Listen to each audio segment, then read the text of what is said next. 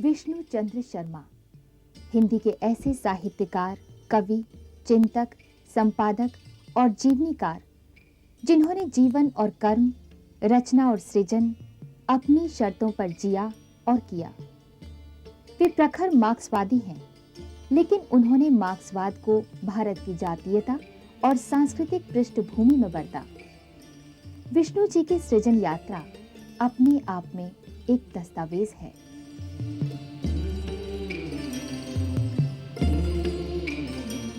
विष्णु चंद्र शर्मा हिंदी के वे समर्थ जीवनीकार भी हैं जिन्होंने तिलक, राहुल, काजी नजरुल इस्लाम, मुक्तिबोध और कबीर दास की बेजोड़ शैली में जीवनियां लिखी।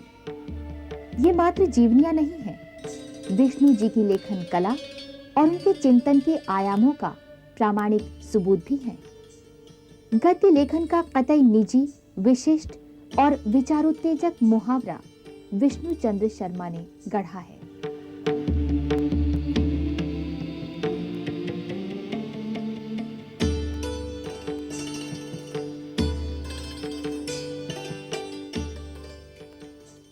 विष्णु जी ने पद्य और गद्य की विभिन्न विधाओं में काफी कुछ ऐसा रचा है जो उस भारत की दशा दिशा की गाथा ही है जो आजादी के 50 वर्ष बाद भी अपने अस्तित्व और अस्मिता के लिए आकुल व्याकुल है। विष्णु जी का समूचा लेखन जन प्रतिबद्ध है। वे अभिजनवाद के कट्टर विरोधी हैं और सदैव दलित, शोषित, संघर्षरत जनता के पक्ष में खड़े होते हैं। ऐसे अनेक अवसर आए जब उन्होंने लेखन समाज के सामने ये स्पष्ट किया कि वे मूल्यों पर समझौता नहीं कर सकते। मृदुभाषी विष्णु चंद्र शर्मा अपनी प्रतिबद्धताओं में दृढ़ हैं। उन्होंने काफी कुछ लिखा और प्रकाशित कराया है, पर वे सृजन के अनथक यात्री हैं।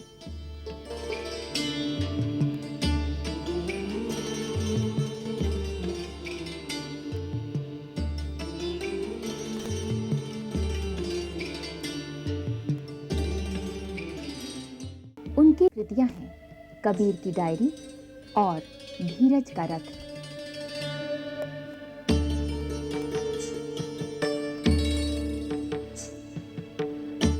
हमने विष्णु जी को किताब की दुनिया में आमंत्रित किया। उनसे बातचीत कर रहे हैं सुपरिचित आलोचक डॉक्टर विश्वनाथ त्रिपाठी। इस किताब का जो नाम है, इस किताब के नाम को देखने से ही, उसको पढ़ने से एक मन में सवाल पैदा होता है कि कबीर तो हमारे शताब्दियों पूर्व के कवि, और डायरी जो है वो बिल्कुल आधुनिक विधा है। तो आपने ये कैसे मेल किया कि कबीर की डायरी लिखते समय आपने एक प्राचीन कवि के लिए एक इस आधुनिक विधा का इस्तेमाल कैसे किया, कैसे सोचकर किया? मैं खुद इसके बारे में कुछ कहना चाहता हूं, लेकिन मैं चाहता हूं पहले आप इस बारे में बताएं। आपने बहुत अच्छा सवाल किया विश्वनाथ जी। अब किसी भी व्यक्ति के निकट आने का एक ही तरीका है कि आप उसकी अंतरंग छवि, इसे कैमरे में क्लोजअप लिया जाता है, और उसे ही अंतरंग छवि देखें। चूँकि मैं बनारस का रहने वाला हूँ और 1950 से मैं कबीर को और तुलसीदास को उन गलियों में खोज रहा था जहाँ वो कभी घूमे थे। वाह। एक बड़ी बात मेरे मन में ये थी कि पूरा बनारस तब तालाबों का नगर था। ये बात आप कर रहे होंगे 11वीं 12वीं शताब्दी तक बनारस जो है, जी हाँ, उस समय, इसीलिए नाम आज भी है रेवड़ी तालाब। जी हाँ, जी हाँ, लहरतारा, जी हाँ, लहुराबीर, जी, ये सब तालाबों के हिस्से हैं। यानी काशी का हर हिस्सा कहीं ना कहीं तालाब से भरा हुआ था। तो इस डायरी के बारे में सोचते हुए मेरे मन में पहला सवाल आया कि मैं कबीर के साथ बनारस के उस दौर में घूम रहा हूँ, और जो मुझे लगा कि आलोचकों ने कबीर को एक इंसान की तरह न देख करके अपनी विचारधाराओं के साँचे में रखने की कोशिश की थी। उस समय मेरे मन में थोड़ा सा ये था कि अगर मैं खुद कबीर होता तो अपनी डायरी कैसे लिखता। विष्णु जी, बिल्कुल मैं यही सोच रहा था। यानी आप कबीर के सहचर ही नहीं हैं, बल्कि मुझे ऐसा लगता है, और कबीर के बारे में ऐसा कहना आप ही के प्रसंग में ही समीचीन हो सकता है कि आपने जैसे कबीर में उनके काय में प्रवेश किया हो, उनके अंतर में प्रवेश किया हो। क्योंकि डायरी तो वही लिख सकता है जो कबीर की डायरी जाहिर कि कबीर ने लिखी है। तो आप कबीर की तरह से कबीर के बारे में लिख रहे हों जैसे कि कबीर अपनी आत्मकथा लिख रहे हों, और उनका जो मानसिक जगत है उस मानसिक जगत के, जैसा कि आपने कहा कि सविस्तर अंकन, उनके क्लोजअप, इस तरह से आपने किया। अब ऐसा आपको ये नहीं लगता कि ये काम बहुत मुश्किल काम था? और आपके बारे में सिर्फ मैं आपकी कबीर की ही रचना में बात नहीं है, क्योंकि आपकी रचना में आपसे बात करते समय थोड़ी सावधानी तो बरतनी चाहिए। आपने मुक्तिबोध की आत्मकथा लिखी। अब आप ये देखेंगे कि मुक्तिबोध की आत्मकथा में भी यही बात है। तो ये इतनी अंतरंगता से एक बात खाली आपको और साफ कर दूं, क्योंकि कबीर के साथ मुझे अक्सर ये लगा कि जैसे कबीर एक बंद जगह का आदमी है, आलोचक उसके भीतर से कुछ चीज़ें नोट करके बता देता है कि ये इस परंपरा से आया है। गोया कबीर की न तो माँ थी, न भाई था, न परिवार था, न कोई शहर था। मैं जब बनारस की घाटों पर घूमता हूँ, अब द्विवेदी जी ने एक शब्द कहा, मैं बार बार कहूँ, तंतवाय शब्द की तो खोज की जी हाँ, दादू ने भी की, पर काम करते हुए द्विवेदी जी ने भी की, लेकिन उन्होंने ये जानने की कोशिश नहीं की बनारस में एक पूरी बस्ती है जहाँ केवल जुलाहे और जुलाहों की ही तरह के तंत पर काम करने वाले ही है। तांत पर ही। उस गांव का नाम ही तांतपुर है। बनारस का एक मोहल्ला है तांतपुर। और मोहल्ला ही नहीं, आप बनारस को देखिए, तुलसी को और कबीर को मैंने कभी अपने मनस क्षेत्र से बाहर नहीं समझा।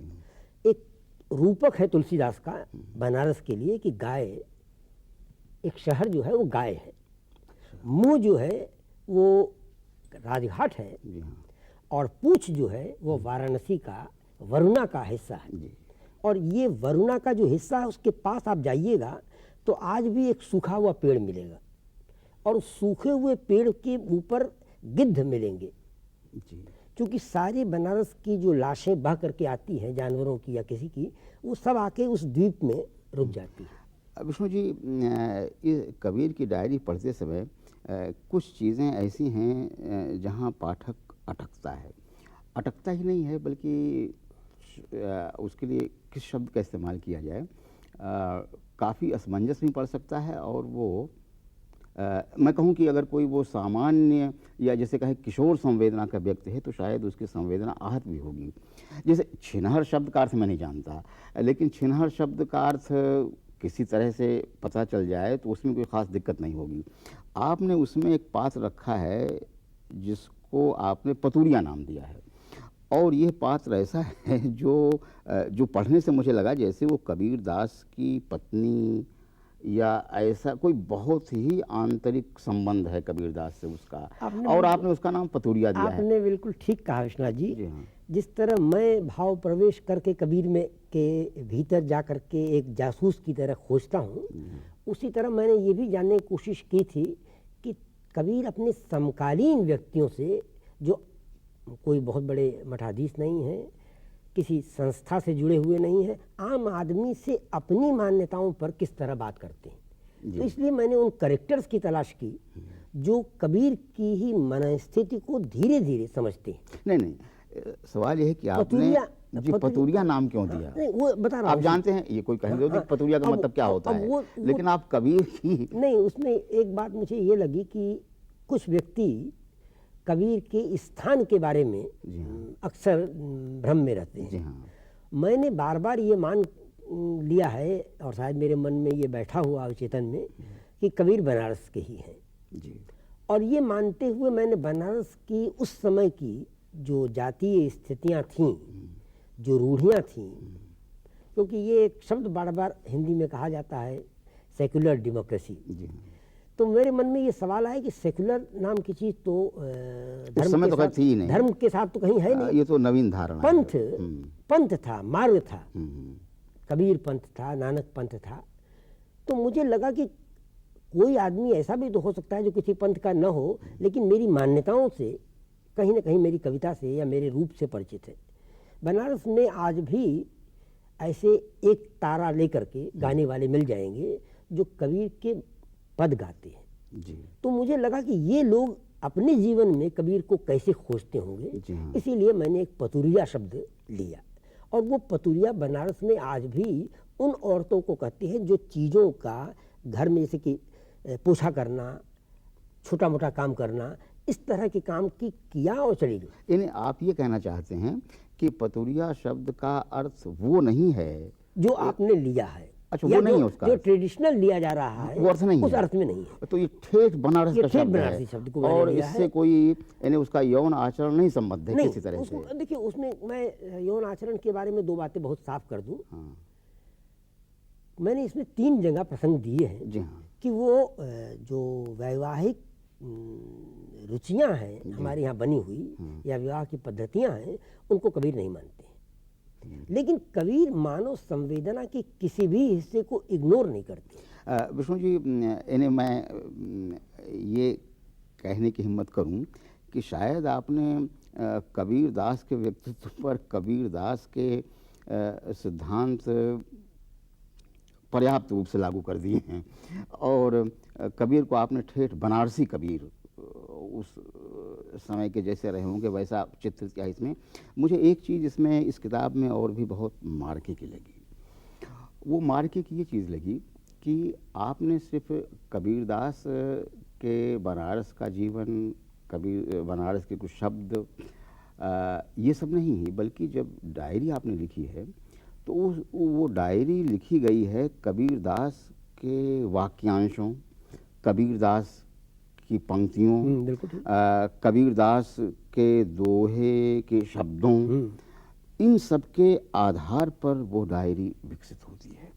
मतलब इसका यह है कि आपने सिर्फ कबीर दास की डायरी, कबीर दास के जीवन प्रसंग ही नहीं लिए हैं, बल्कि वो एक अर्थ में ये किताब कबीर दास का एक शब्दकोश भी है, एक संदर्भ कोश भी है। और आपको इस बात को थोड़ा और साफ कहूँ जी हाँ कि कबीर के रचनाकार को जी हाँ और उसके इंसान को खोजने की बहुत कम कोशिश की गई। यानी वो आपने अंतःसाक्ष्य के हमने आधार उस पर अंतः साक्षात्कार के रूप में कबीर की मान्यताएं, वो इंसानियत को कैसे देखता था, एक जातीय स्वरूप उसके सामने क्या था, और वो उन व्यक्तियों से जो जाति से विच्युत किए जाते हैं जी हाँ। उनको किस तरह एक मानव संवेदना का हिस्सा बनाता है, इसकी मैंने अंश में तलाश की है। और इस दृष्टि से मुझे लगा कि एक जासूस की तरह मैं कबीर और उनके पात्रों के भीतर खड़ा हुआ। विष्णु जी, एक और बात कि आज दलित चेतना का नाम तो बहुत लिया जा रहा है,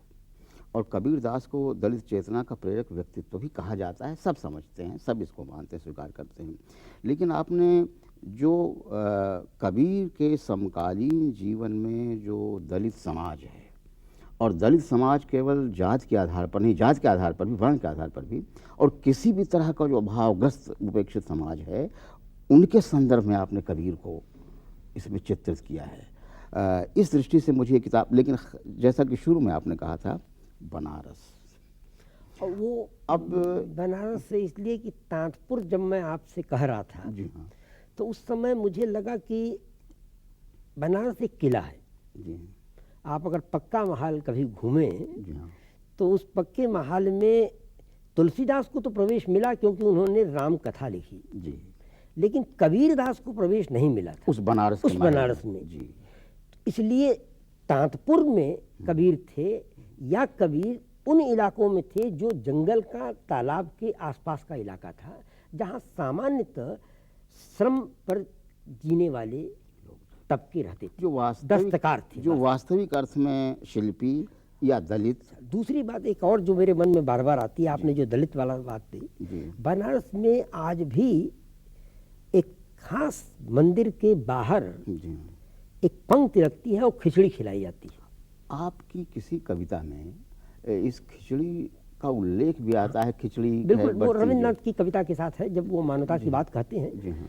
तो मुझे ये लगा कि उसमें कोई जात नहीं पूछता है। अच्छा।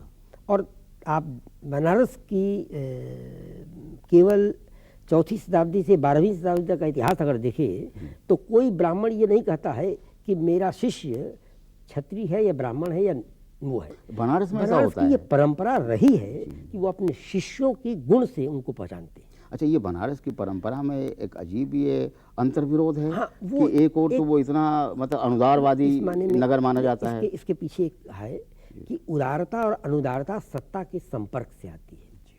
और इसके मैं तो अपनी बात कह रहा हूँ, लेकिन उक्त व्यक्ति प्रकरण के माध्यम से श्री प्रसाद सिंह ने भी जिस पक्की महाल को ब्राह्मण को लिया है तो वो सत्ता से विरोध में भी है और अपने स्वाभिमान को बचाए हुए। तो बार बार मेरे मन में ये आया कि पक्का महाल क्यों कबीर का महाल नहीं हुआ।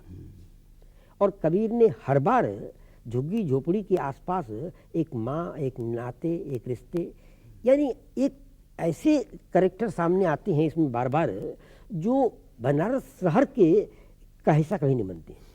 यानी मनुवादी जिसे आज कहते हैं, हाँ, वो बिल्कुल उन नहीं। मनुवादियों को कबीर ने याद ही नहीं किया। गैर मनुवादी। इसीलिए एक पंक्ति इसकी बात शुरू में ही जो मुझे बार बार याद आती है, बनिया बनिक न छोड़े, या खा रहे हैं लपसी खुद मठ का आदमी, समाज संस्थाओं से बनी हुई है। और उस समय वैष्णव और शैवों के मठ थे, वो केंद्र थे, उनमें कहीं न कहीं कबीर थे लेकिन अनुपस्थित थे। विष्णु जी, आपने मुझे आपकी इस किताब के साथ एक और किताब की याद आ रही है जिसका उल्लेख आपने शुरू में कर दिया था। आपने तुलसीदास पर एक किताब धीरज का रस लिखी है, और शायद इस किताब के बहुत पहले किताब नहीं है वो, ये भी एक संयोग ही है कि तुलसी और कबीर पर दोनों किताबें करीब करीब आपके साथ निकली हैं। इस तुलसीदास वाली किताब का नाम आपने रखा है धीरज का रथ।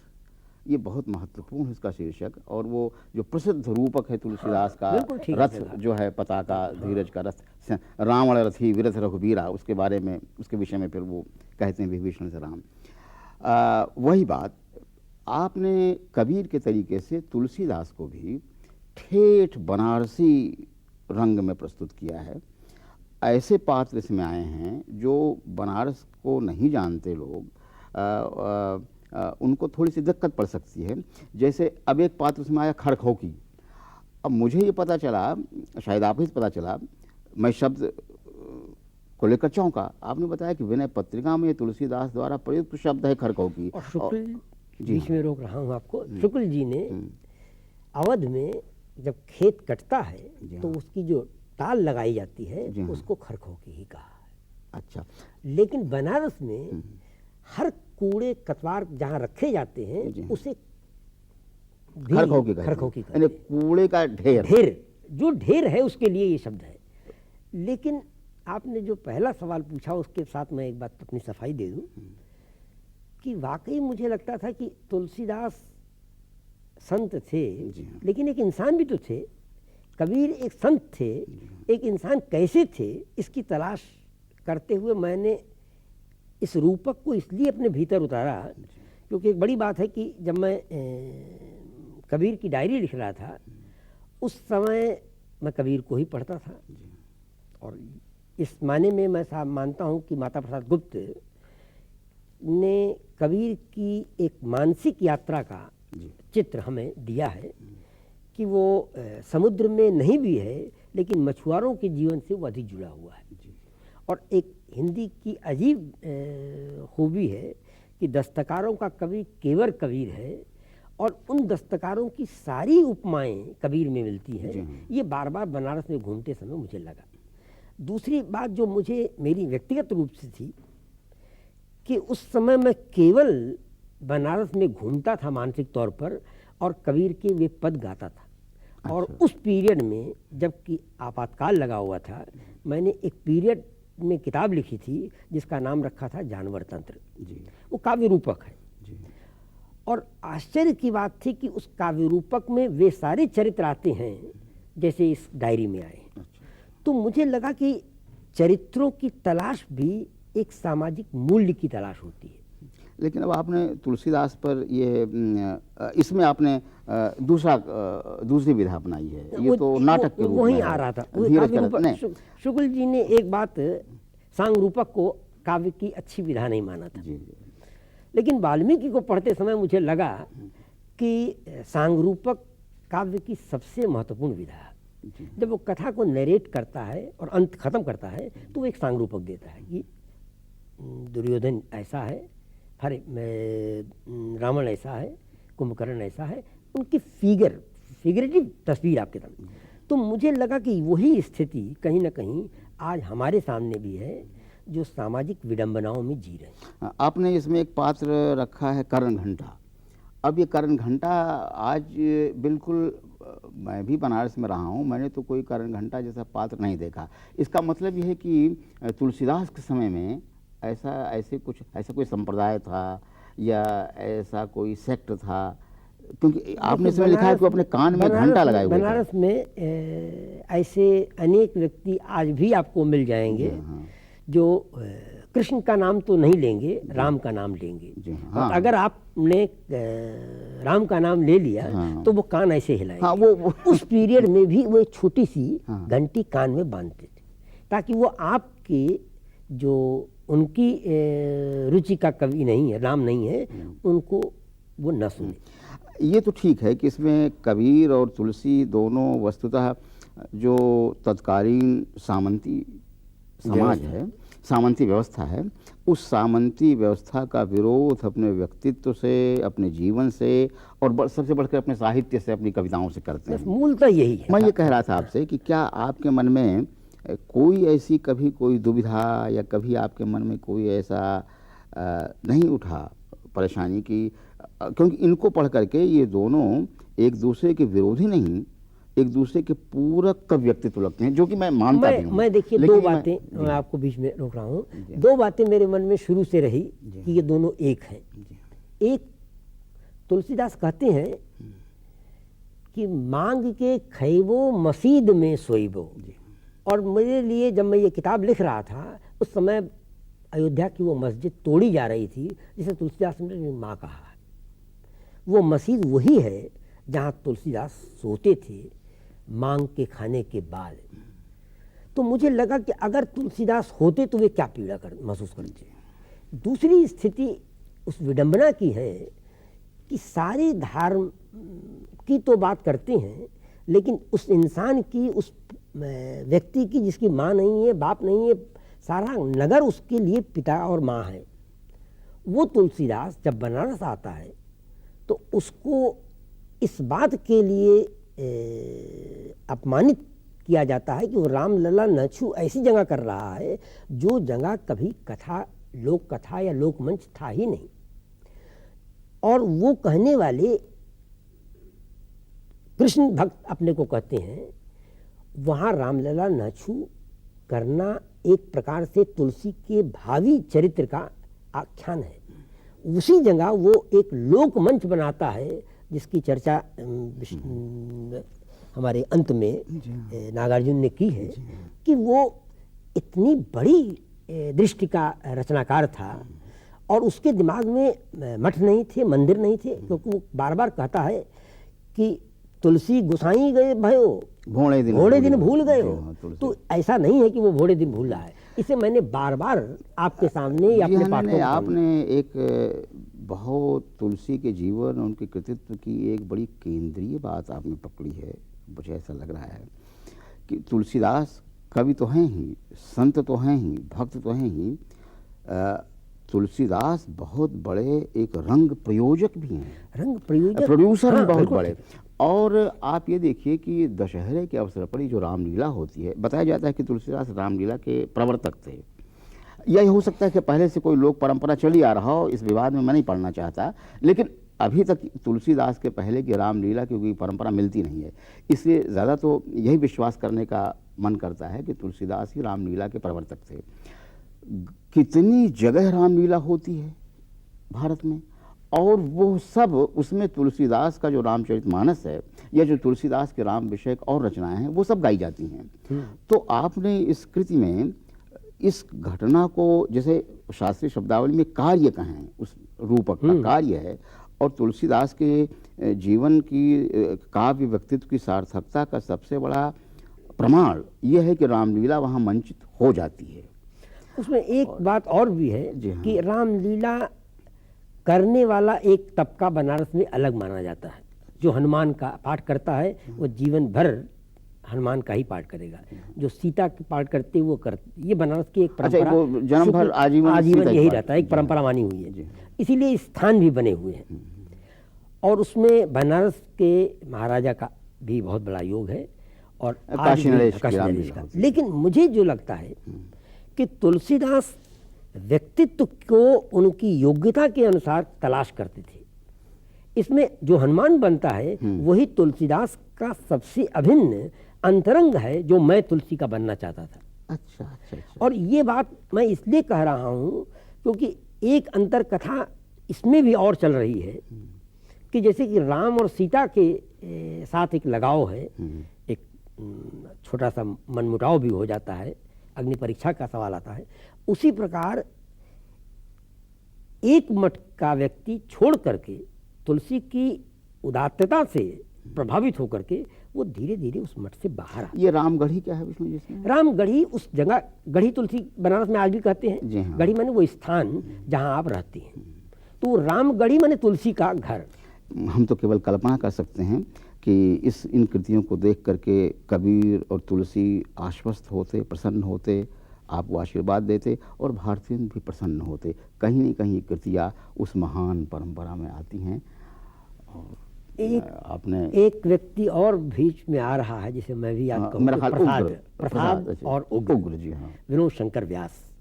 इन सब को बिना याद किए आप तुलसी और कबीर की खोज नहीं कर सकते, ये मेरी अपनी मान्यता है। एक बात उग्र ने कही थी कि 5 स्तंभ हैं, उसमें एक स्तंभ उन्होंने उन विद्वानों को भी लिया था जो शब्द शक्तियों पर काम करते हैं, जैसे भगवान दीन, लाला भगवान। तो मुझे लगता है कि काशी का हर व्यक्ति कहीं न कहीं शब्द शक्तियों की तलाश करता है। गौर से देखेंगे तब तो आपको इसमें काशी का शायद ही कोई, इसमें कहीं न कहीं आचार्य शुक्ल भी आपको दिखलाई पड़ेंगे। उसमें न केवल शुक्ल जी, बल्कि आपने एक सही बात कही कि एक तटस्थ सत्ता से और विरोध में। जी हाँ, हर पंडित बनारस का है जो स्वाभिमानी है। और एक वो जो प्रतिष्ठान है, चाहे वो शासन का हो चाहे धर्म का हो, उसके विरुद्ध जो रचनाकार है वो एक प्रतिष्ठान निर्मित करता है अपने संघर्ष से, अपने काव्य संघर्ष से। मैं समझता हूँ रामगढ़ी उसी का प्रतीक है। आपने जो बात कही कि इसे स्टेज करना या इसे रंगमंच पर लाना एक चुनौती है। जी हाँ, मैं अगर बनारस में इसको स्टेज करने की सोचूं तो मुझे उतना ही संघर्ष करना पड़ेगा जितने किसी भी। हम आशा करते हैं और ये विश्वास प्रकट करते हैं और कामना करते हैं कि कभी न कभी वो दिन आए, और जाहिर है कि संघर्ष तो करना ही पड़ेगा, लेकिन ये संघर्ष सार्थक हो कभी न कभी। साहित्य के माध्यम से आपके साहित्य व्यक्तित्व को भी सार्थकता उसमें भी, पूरे हिंदी की सार्थकता। इसके लिए आप सब लोगों के प्रति आभारी हूँ कि आपने मुझे इस कृति के माध्यम से फिर उन व्यक्तियों को के साथ अंतरंग संबंध कायम करने का मौका दिया। हम सब का संबंध जुड़ा उससे, और एक प्रकार से हम दोनों बनारस के हैं और जिसके शिष्य हैं उनमें कबीर और तुलसी दोनों विराजमान हैं, अर्थात आचार्य हृदय प्रसाद द्विवेदी के। धन्यवाद।